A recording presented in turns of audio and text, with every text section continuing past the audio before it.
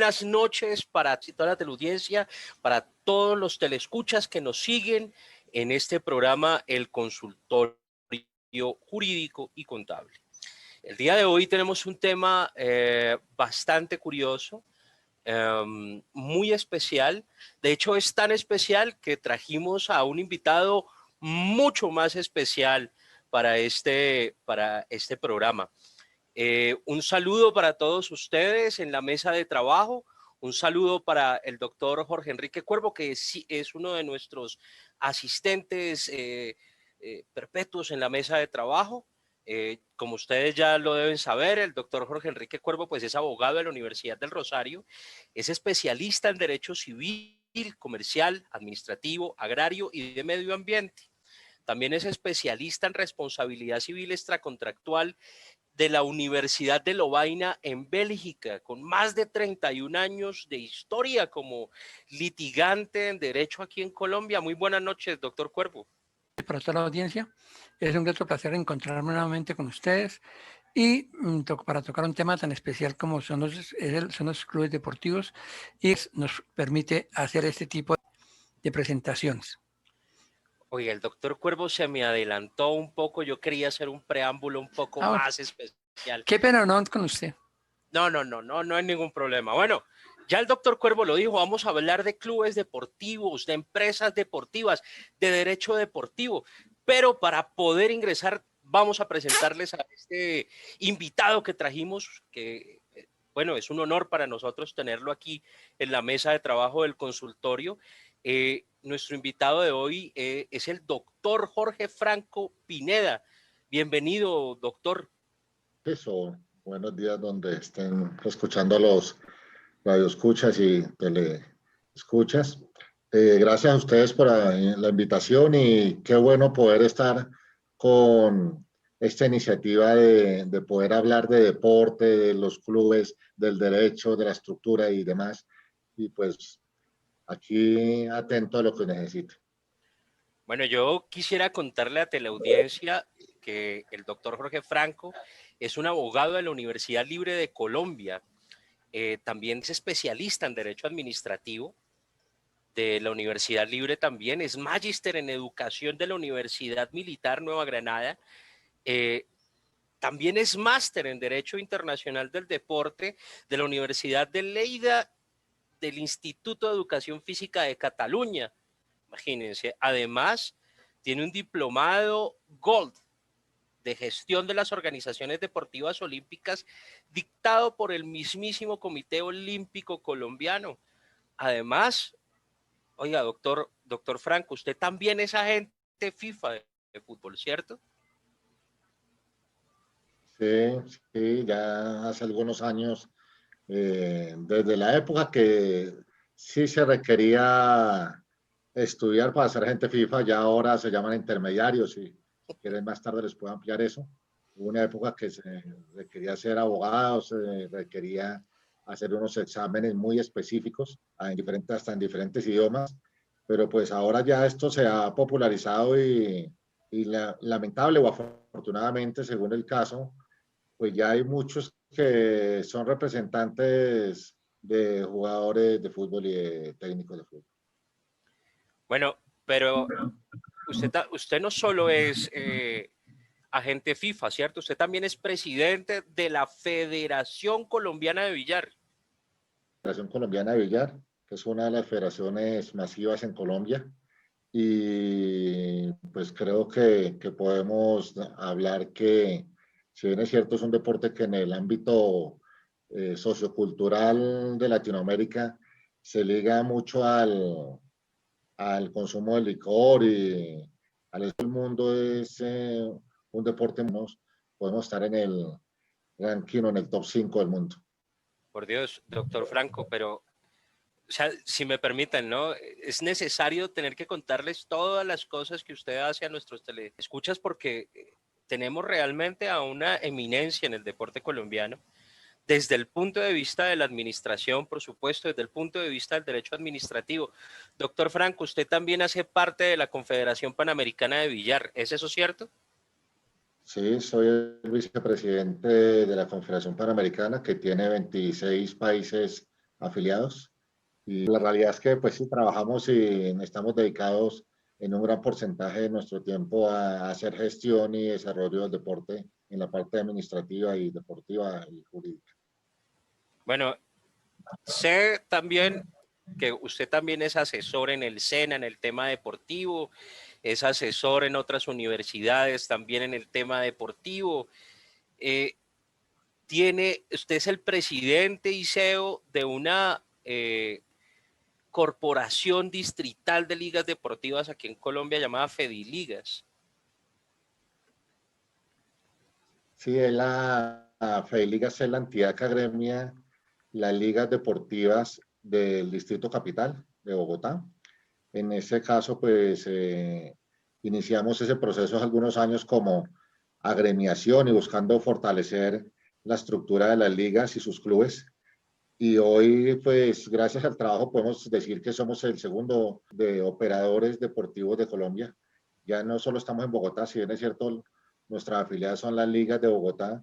Estamos en 7 departamentos del país y pues podemos estar asesorando juegos nacionales, como lo hemos hecho, juegos intercolegiados, supérate, ejecutándolos, operándolos.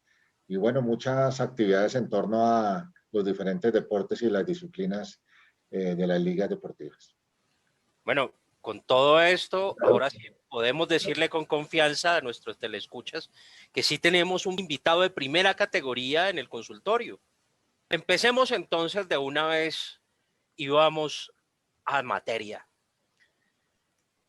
¿Qué son las empresas deportivas y por qué es tan importante que los empresarios comiencen a voltear su mirada hacia esas perspectivas de la empresa deportiva? Yo creo que antes de hablar de empresas deportivas, debemos llamar la atención que la historia del contexto de las organizaciones deportivas nacen en Colombia desde la ley 181 y desde la Constitución y mucho antes, desde la Constitución anterior, como entidades sin ánimo de lucro y enfocadas a eso, a ser entidades sin ánimo de lucro que vivían del Estado o que esperaban que el Estado les apoyara. El deporte ha venido evolucionando a pasos agigantados. Estamos hablando que en 50 años un atleta que podía ser el monstruo en sus datos estadísticos o en sus cifras de competencia de cualquier deporte, moría pobre. Lamentablemente, porque lo que hacían era deporte, practicaban una disciplina muy chévere, era el deportista, pero no se les veía como unas personas que aportaran a la economía, sino a la distracción. Hoy, lo normal, si no son locos en sus manejos económicos, es que un deportista que sea de alto rendimiento, que tenga altos logros, viva y consiga con qué vivir el resto de su vida gracias a sus actuaciones deportivas. ¿Eso qué significa? Que las organizaciones sin ánimo de lucro a veces continúan siendo organizaciones sin ánimo de lucro de las de deporte, pero también han venido a volverse o a dar el paso a convertirse en empresas y se ha empezado a ver el deporte y la gestión administrativa del deporte como empresas.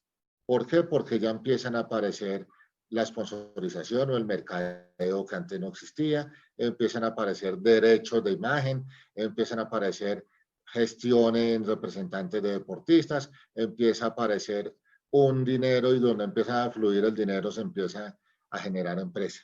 Entonces, cuando hace algunos años, yo creo que a la mayoría de los que estamos acá, los 4 nos pasó, hablaban de una persona que iba a estudiar licenciatura en educación física o el profesor de educación física, lamentablemente los minimizaban, porque habían solo 1 o 2 carreras profesionales dentro de los diferentes programas de deporte. Hoy se encuentran muchísimas clases y especializaciones dentro del contexto deportivo y ya los demás profesionales, como los que estamos acá, que veo que la mayoría somos abogados, ya encontramos también líneas de jurisprudencia del deporte y también contadores especializados en sector deporte, médicos, deportólogos, etcétera, etcétera. Entonces, cuando se convierte en empresa, el deporte empieza a ser llamativo para las otras líneas económicas de la sociedad y entonces las empresas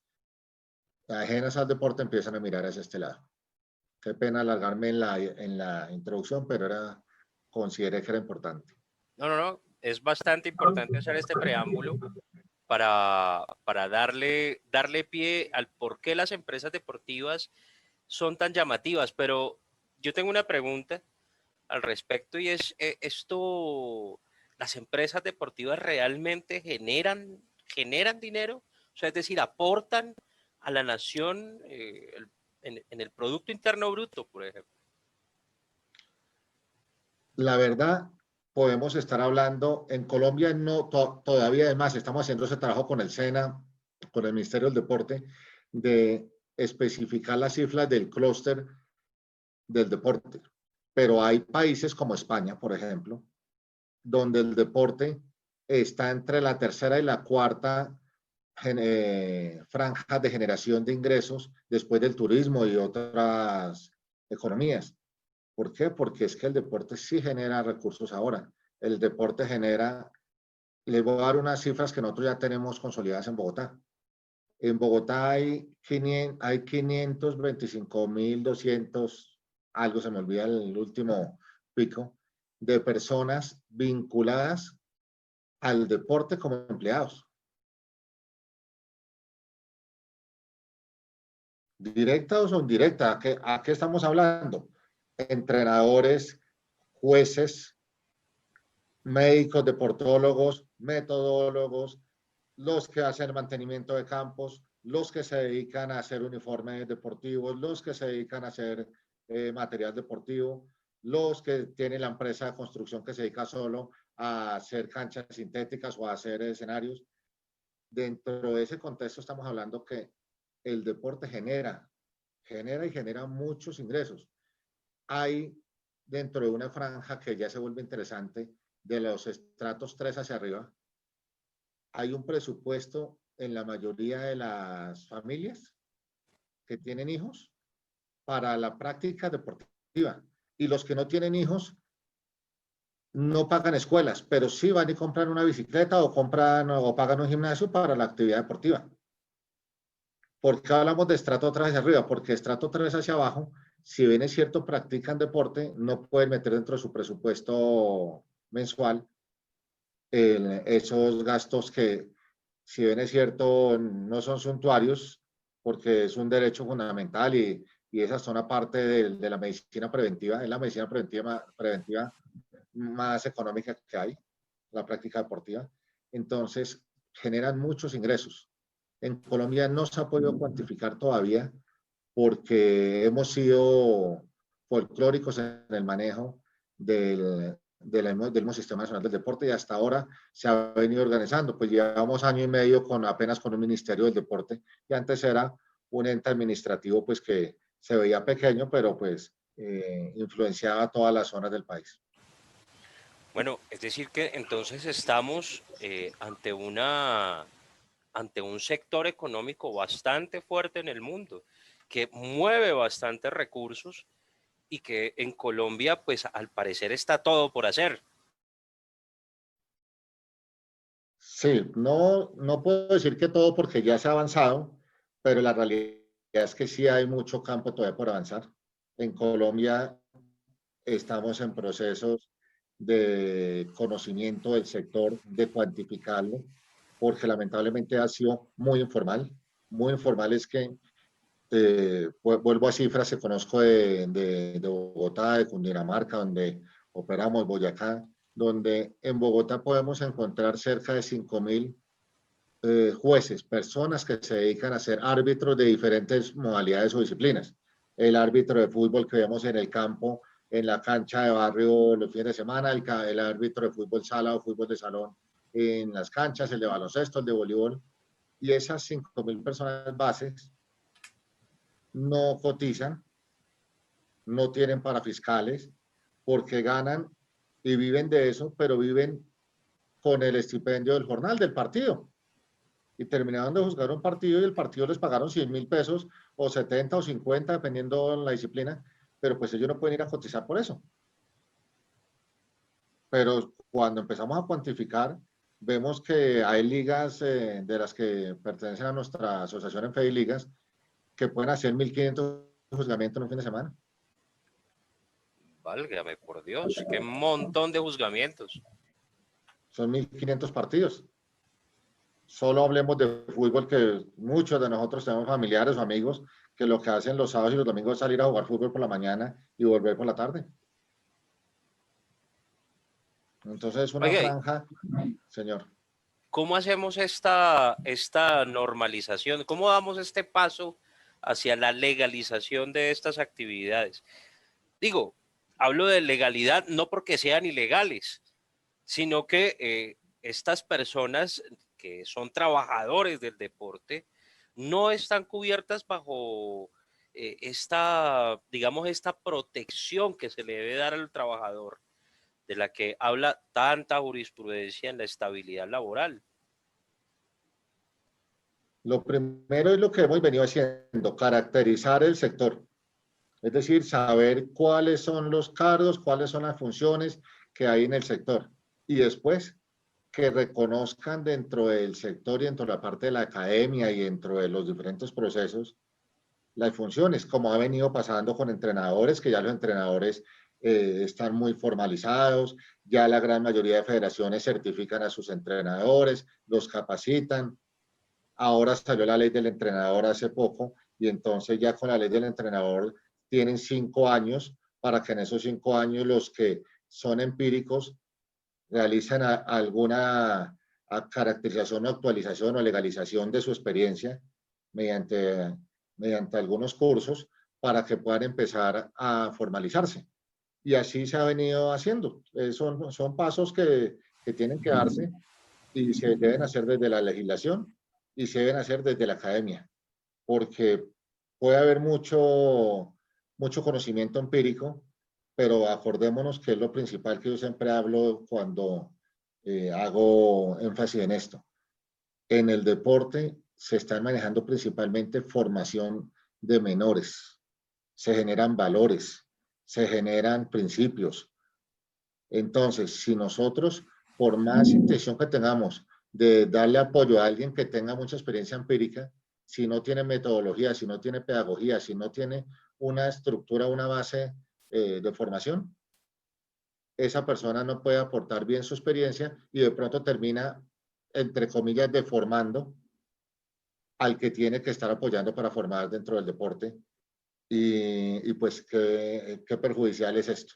Y ha pasado mucho, hay muchísimos talentos que se han perdido porque llegan y encuentran un entrenador que no tiene la pedagogía o la metodología, o llegan y encuentran un árbitro que no está preparado para lo que tiene que hacer, que es administrar justicia y guiar un evento deportivo, y terminan en cosas de violencia y demás, siendo expulsados de eventos y por eso no vuelven a competir.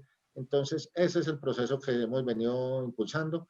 No solo nosotros, desde el Comité Olímpico lo hemos venido haciendo los diferentes presidentes de federación, algunos institutos de deporte grandes como el de Bogotá en algún tiempo lo hizo, en Boyacá, en Cundinamarca, Valle, Antioquia han venido haciéndolo. Entonces, eso es, pero pues esto es trabajándolo desde la ley y la academia. Oiga, doctor Franco, usted habla acerca de situaciones de violencia que se generan dentro del mundo del deporte. ¿Hay algún procedimiento especial? ¿Se maneja igual que la violencia de las riñas en las calles? ¿O cómo es esto? Bueno, no se manejan igual, pero antes de eso les hago un paréntesis de la estructura que tiene el deporte, por lo menos en Colombia y en la gran mayoría de países. El deporte tiene una estructura de unas organizaciones que se deben ver como empresas, pero son organizaciones privadas, autónomas, en las cuales el Estado no debe tener injerencia dentro de su parte administrativa, técnica. La administrativa dentro de la concepción, sí, dentro del perfeccionamiento de la Constitución, pero dentro de su gestión y dentro de su parte técnica deportiva, no puede tener injerencia en un Estado. Doy un ejemplo. el presidente de la República de Colombia no puede decir, oiga, es que el fútbol ya no se juega con 22 deportistas, sino quiero que se juegue en Colombia con 24. Pues la FIFA dice, qué pena, entonces la Federación Colombiana de Fútbol, pues ya no puede pertenecer a la FIFA porque en la FIFA hay una reglamentación.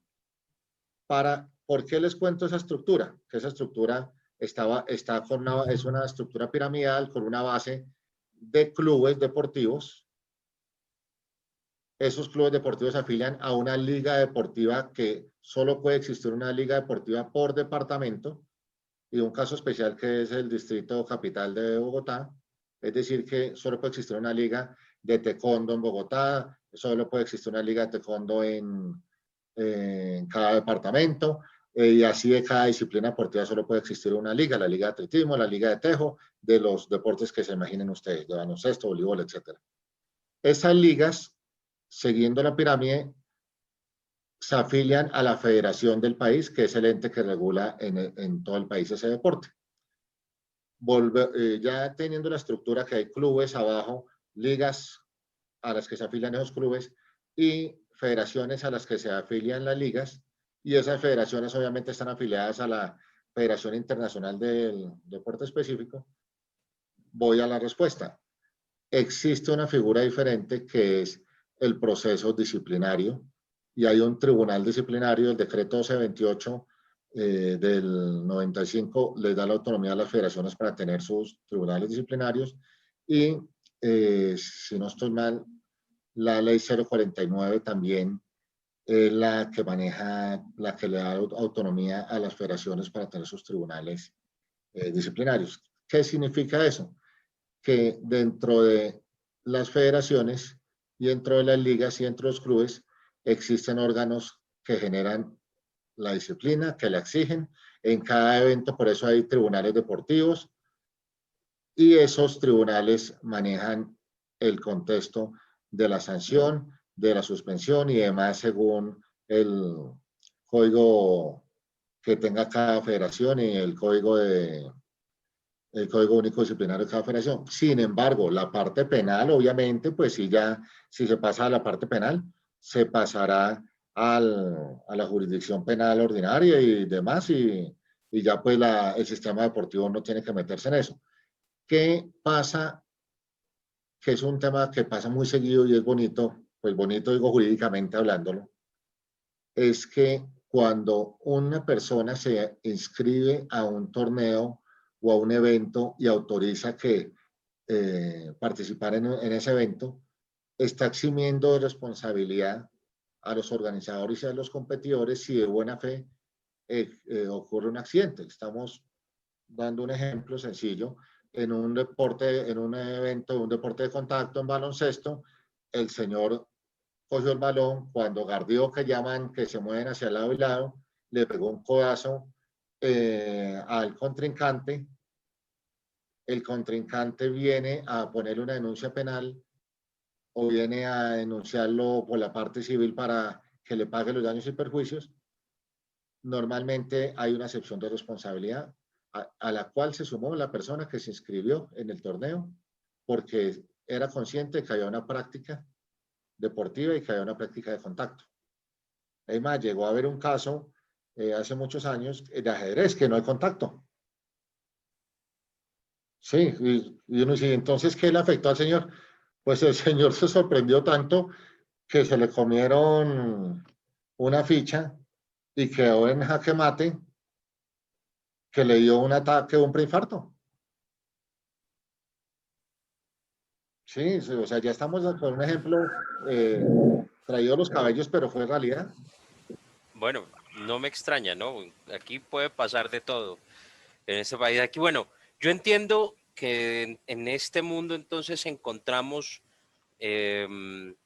partes del derecho administrativo en función, si hay derecho disciplinario, yo supongo que de alguna manera esto podría convertirse en una sanción de los tribunales disciplinarios. ¿Está relacionado con el derecho administrativo o, bueno, como doctor Cuervo, usted qué opina al respecto? Lo que sí es que me parece en deportes hasta donde en una jugada hay un dolo y entonces tengo que comerme ese sapo. Yo personalmente, que lo digo, yo he tenido la oportunidad de estar muy vinculado con el deporte en hockey y en la Liga de Gimnasia de Bogotá. Fui juez de hockey y fui árbitro. Después de eso pasé y fui del comité disciplinario de la Liga de Gimnasia de Bogotá. Y a mí me parecen cosas, por ejemplo, en hockey yo peleaba mucho porque me parece que hay momentos que hay jugadas en que el jugador se les nota el dolo para meter el stick. Y entonces ahí viene el problema de uno como abogado que está juzgando, si está juzgando con dolo o está jugando la jugada. Entonces uno puede mirar una intencionalidad, pero es muy complicado decir, yo le hago una tarjeta a usted por una intencionalidad. Pero sí, en eso yo estoy de acuerdo en que a mí de las cosas que siempre me ha causado sensación es esa. Mirar cómo esa disyuntiva entre el derecho penal y el deporte. De acuerdo. Ahora, y que los estados no se puedan inmiscuir en las reglas del deporte, sí. Pero, por ejemplo, creo que Chile lo sacaron de un torneo por eso. ¿No? Un torneo de fútbol porque el Estado tuvo una injerencia en el deporte. Creo que fue en el torneo pasado, no sé, en alguna época Chile no pudo ir al Mundial por algo por el estilo. Pero sí.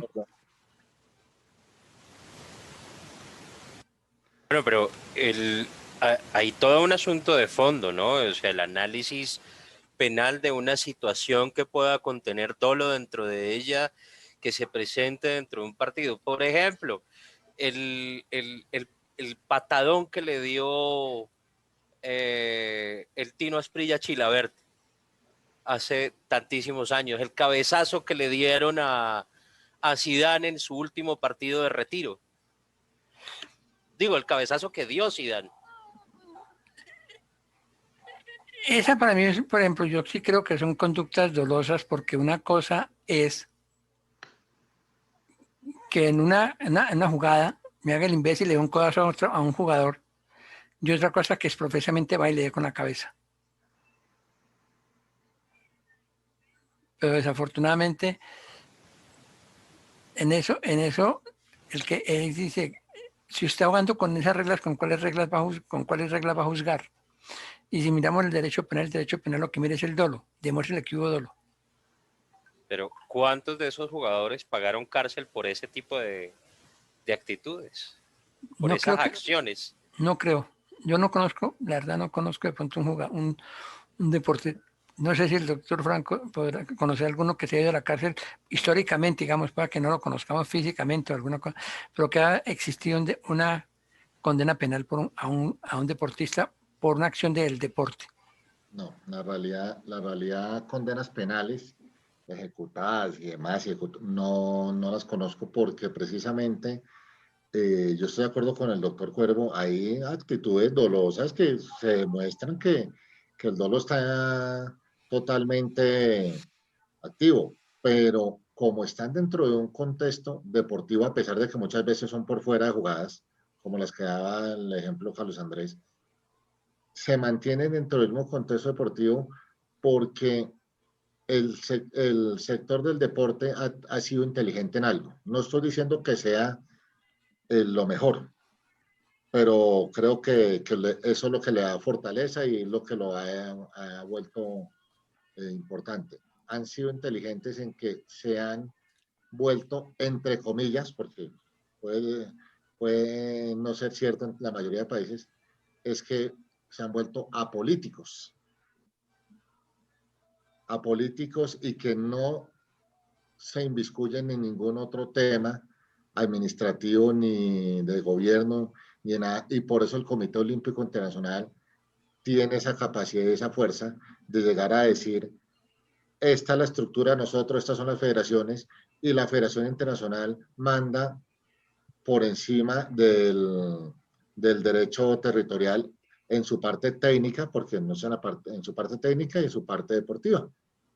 Y efectivamente, aquí en Colombia y en la gran mayoría de países, por ejemplo, el Ministerio del Deporte, que tiene una división de inspección, vigilancia y control, ellos inspeccionan y vigilan la parte contable, la parte de cumplimiento de las normas administrativas de Colombia, pero en la parte de competencias, en la parte de juzgamiento, en la parte técnica de definir quién va a una selección Colombia de lo que sea, no se puede inmiscuir ni siquiera el ministerio.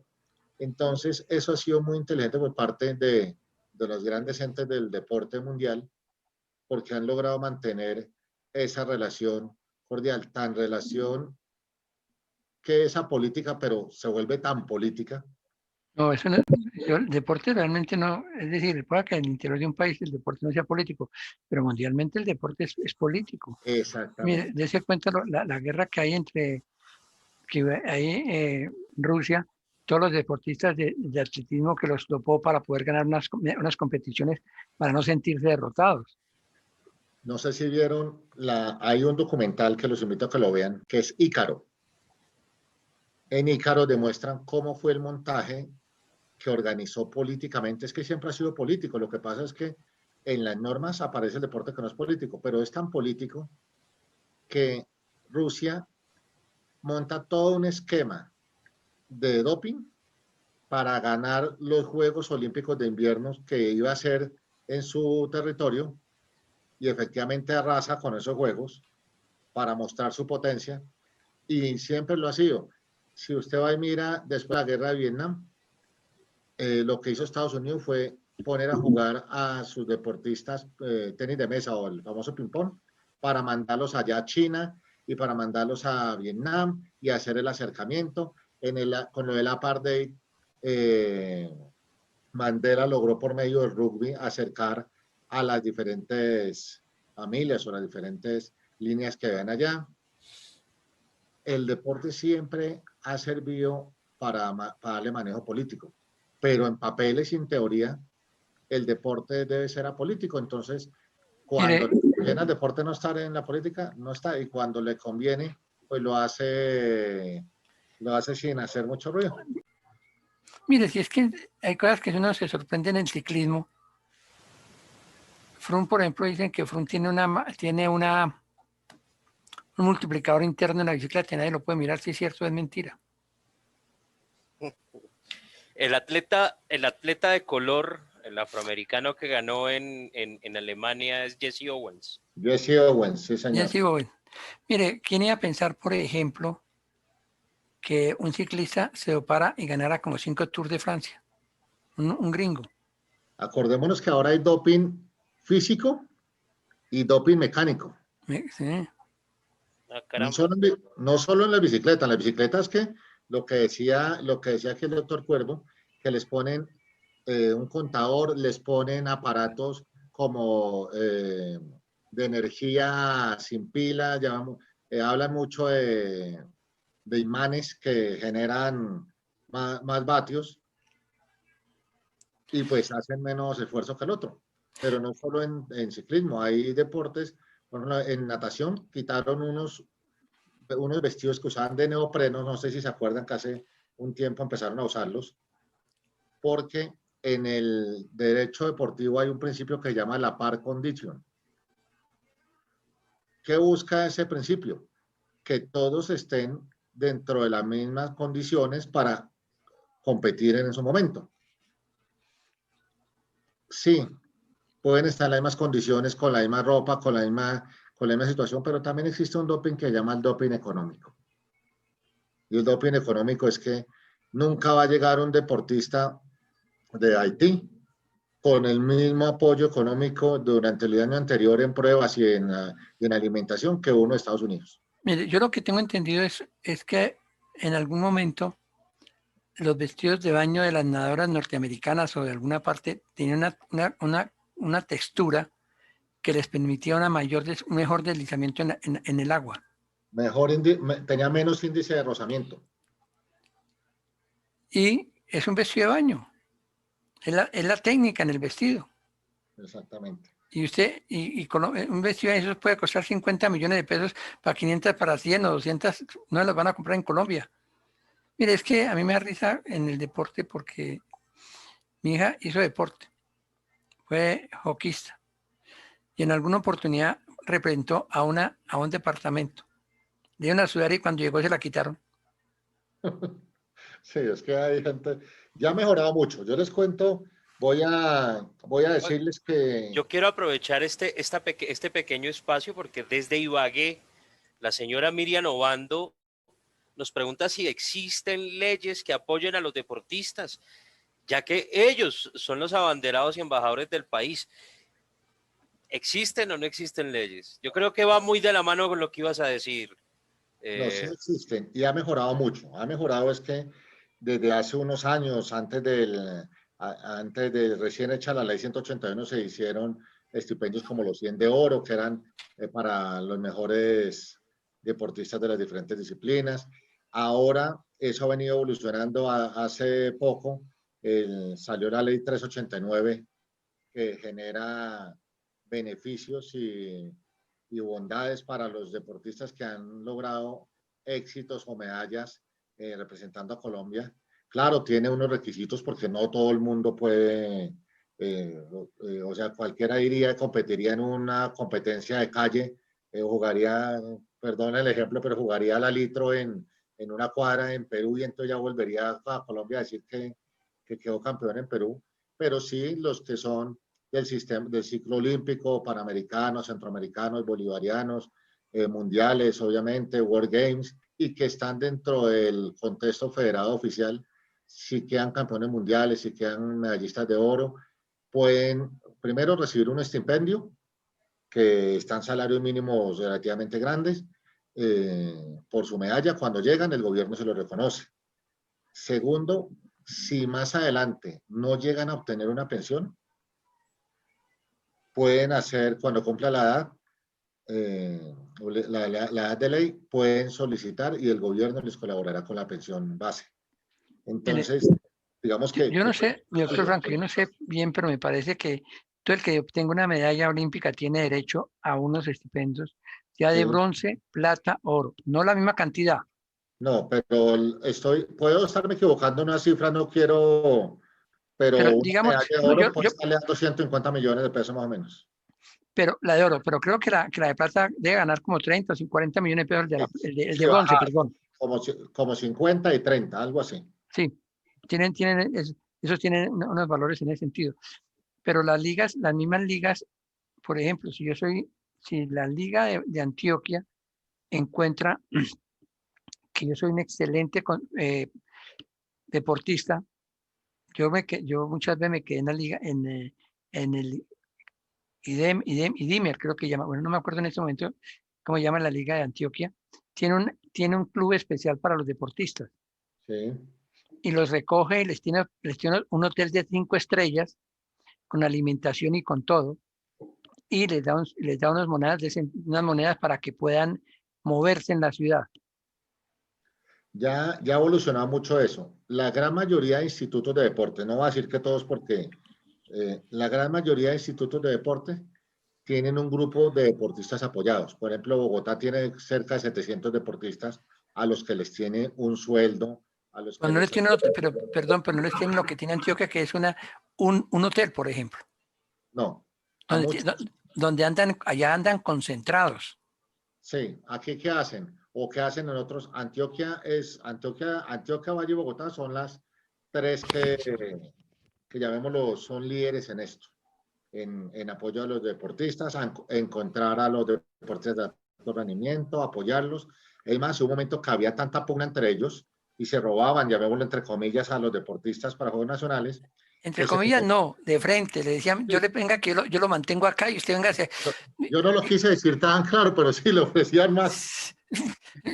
Mire, el deportista, pero a la señora hay que decirle que sí, que hoy día sí hay muchas ayudas económicas para los deportistas. ¿Qué es la pregunta? Sí, Yo la sé que verdad, hay muchas ayudas nacionales y departamentales. departamentales. El hecho es saber qué deporte tiene el joven, que tiene la señora o la niña, para que las diferentes ligas los apoyen. Y toca también decirle a la señora que lamentablemente la gran mayoría de los apoyos pues son para los que tienen alto rendimiento y mejores resultados. Y es imposible llegar a que apoyen a todos al 100%, pero sí hay apoyos. Por ejemplo, en Antioquia sí hay concentraciones, hay hoteles. Ya aquí en Bogotá hay un hotel del Ministerio del Deporte. Nos preguntan desde Andalucía, la señora Sara Izquierdo.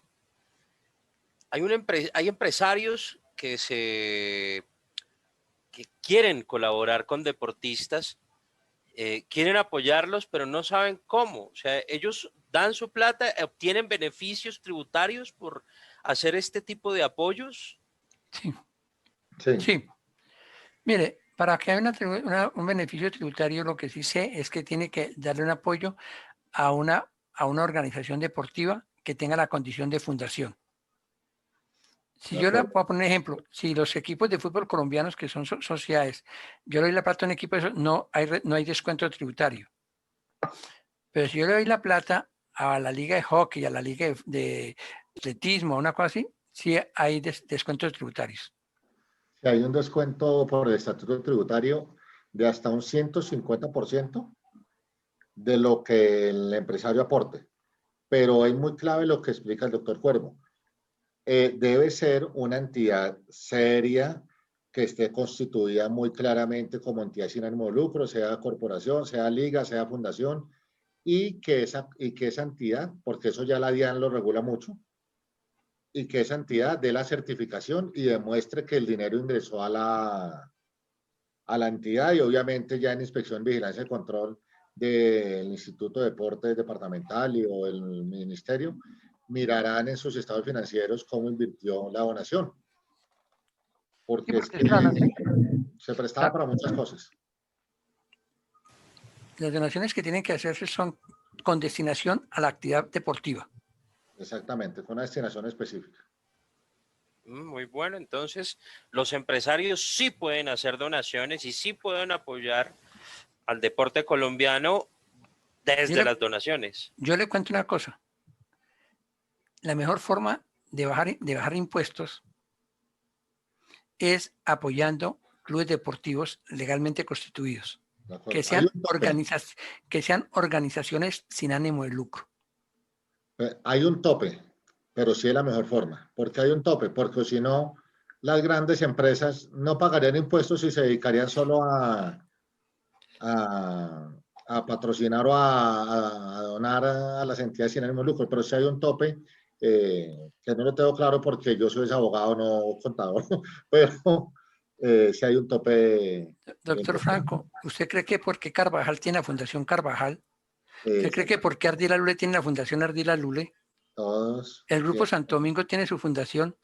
Porque la mejor forma de bajar impuestos es tener una fundación donde ellos hacen obras de caridad y también se ayudan ellos y le regalan toda la plata a su fundación para que hagan obras y eso le descuente tributariamente. De acuerdo. Ese es el mejor ejemplo. Y algunas funcionan muy bien, otras no tanto, pero así es que bajan impuestos. Oigan, pero ustedes me dejaron en el aire esta pregunta que yo les hice sobre la parte disciplinaria del deporte, que tiene, o sea, yo lo entiendo como si el Estado dijera, bueno, está bien, les delegamos a ustedes la investigación, la parte disciplinaria, la sanción, a ustedes federaciones, a ustedes clubes deportivos, a ustedes ligas deportivas, háganle, sancionen a las personas. Eso de alguna manera tiene que ver con el derecho administrativo, es un tipo de derecho sui generis o qué es eso. No, en mi concepto es un derecho sui generis, pero tiene muchos principios del derecho penal. Efectivamente es un derecho sui generis, pero obviamente tiene que cumplir el debido proceso de todo el contexto, ya sea penal, del contexto del Código Contencioso Administrativo, hay unos términos, hay una posibilidad de presentar descargos y demás, y las sanciones o las suspensiones o multas, porque también hay multas en ese derecho, son dentro del contexto deportivo. Doy un ejemplo de una jurisprudencia que es muy conocida dentro del contexto del patinaje. La Federación de Patinaje realizó unos eventos y participan los deportistas que están afiliados a la Federación de Patinaje. Pero resultó que unos señores particulares querían hacer otros eventos con los deportistas afiliados a la federación, pero no bajo las reglas ni bajo el aval de la federación. Entonces la federación no le puede prohibir a sus deportistas que practiquen el patinaje, pero sí puede dentro de sus reglas decirle, señores, los que participen en eventos que no sean dentro de los que estén afiliados a nosotros y que participen en eventos que no sean de nuestro calendario, pueden tener alguna suspensión o alguna sanción o algún fallo porque nosotros estamos haciendo una inversión en ustedes, porque las ligas y los clubes estamos apoyándolos y ustedes se van a competir por fuera, pueden tener un accidente, pueden pasar otras cosas y otros abusan del trabajo que se están haciendo en las ligas o en los clubes. Entonces los señores que participaron pusieron una tutela porque decían que les estaban vulnerando el derecho a la práctica del deporte. Y el fallo y la jurisprudencia fue muy clara. Dijeron, ustedes pueden seguir practicando su deporte. Lo que pasa es que ustedes no pueden volver al sistema federado a competir. Ustedes quieren patinar, patinen, que tienen todas las calles de su municipio, pero si quieren competir deben hacerlo bajo las normas de la estructura deportiva a la que se afiliaron. La liga, si la Federación Colombiana de Fútbol tiene patrocinador de tenis, la marca Chuchumbiana, que no funciona para nada, pero resulta que llega, dice yo, no, yo voy a poner unos tenis Adidas que son muy buenos por tal y tal razón, no puedo jugar con esos, con Adidas. No, los de competencias sí ¿Sí pueden usar los que yo necesito. ¿Las que quieran? En competencia. O sea, Digamos, sí, si, estamos hablando de tenis o de guayos. tenis. Por ejemplo, guayos No, de para tenis o fútbol. guayos. Por ejemplo, yo sé que, porque hay muchos guayos, muchas empresas que tienen unos guayos especiales que con este no sé qué más, con mayor tache, menos tache, lo que quiera. Entonces yo puedo jugar con los tenis que yo quiera. Si es fútbol, con los guayos que quiera Sí. jugar, sí puede jugar. Sí, pero por ejemplo, cuando sale de la cancha y se pone la camiseta, la sudadera de presentación, ahí sí debe usar los tenis Adidas, la sudadera Adidas y la camiseta Adidas. ¿Por qué? Porque no pueden exigirle a un deportista que su elemento, su herramienta de competencia, que en este caso son los guayos, sea la marca oficial si él no se siente cómodo con eso. Voy a poner otro ejemplo. Está Caterina Ibargüen, la campeona olímpica de salto triple y salto largo. Listo. Caterina Ibargüen tiene un sponsor que es Nike. Pero Colombia tiene un patrocinador oficial de ropa en el Comité Olímpico que es Toto, marca colombiana. Entonces ella se pone todos sus uniformes de presentación Toto, todo el tema, pero en el momento de competencia, usted la va a ver con una malla que tiene los logos del Comité Olímpico, que tiene el logo de Colombia, que tiene todo, pero que marca Nike. Porque son los que lo patrocinan. Y en otros casos, por ejemplo, lucha olímpica, en lucha olímpica, las truzas, llamémoslo, las mallas con las que compiten, deben tener unos temas específicos de costuras que son, más bien no deben tener costuras, deben ser especiales y esas solo las hacen una o dos marcas en el mundo. Entonces, pues, ¿qué pasa? Les toca jugar con esa marca o competir con esa marca y son los elementos de competencia de ellos. El lanzador de tiro, los de tiro con arco usan su arco propio, el de pistola neumática usa su pistola de la marca que quiera, pero los uniformes oficiales deben ir con los logos que están autorizados y deben ser de la marca o sobre todo los de presentación. Yo quisiera hacerles aquí un paréntesis para la teleaudiencia. La sentencia a la que hizo referencia el doctor Jorge Franco es una sentencia de la Corte Constitucional, que es la 242 de 2016. Esta sentencia marca un antes y un después en, en la manera en que se asimila desde el punto de vista jurídico la participación de los deportistas en eventos federados y en eventos privados. ¿Es así, cierto, doctor Franco? De acuerdo, ahí no sé, ahí lo que se está aclarando es que existe un derecho constitucional. Acordémonos que el derecho al deporte en el artículo 52 de la Constitución está muy claro, y también está muy claro la necesidad de que sea un gasto social y que es un derecho fundamental o por conexidad.